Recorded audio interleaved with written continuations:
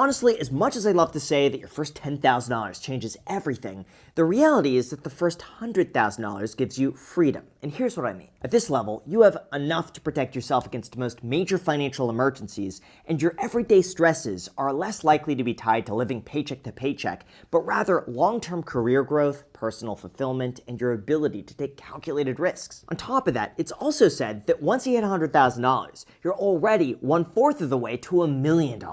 That's because at this level, your investments start doing a lot of the heavy lifting for you. For instance, it might take you 5 years for your investments to grow from $100,000 to $200,000, but it takes just 3.7 years to grow from $200,000 to $300,000, and 3 years from $300,000 to $400,000, all the way up to just 1.3 years to go from $900,000 to $1 million.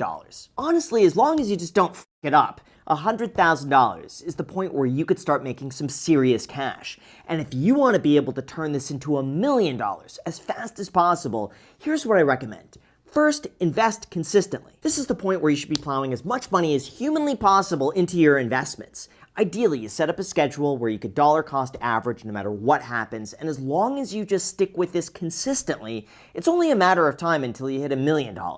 Second, avoid massive mistakes. I hate to say it, but most people make their biggest financial mistakes between $100,000 to $900,000.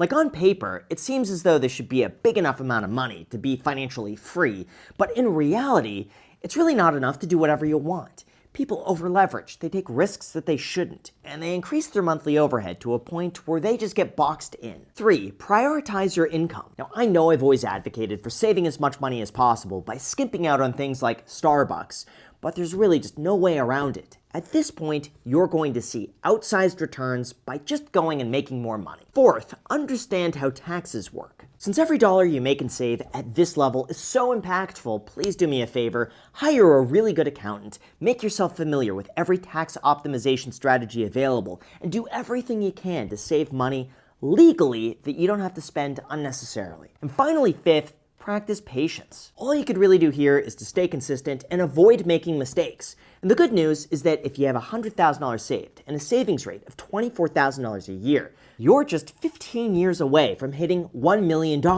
And that is where a lot of the fun begins. Although before we go to that, I know we usually talk money here on the channel, but here's another recent data point that you should probably be made aware of.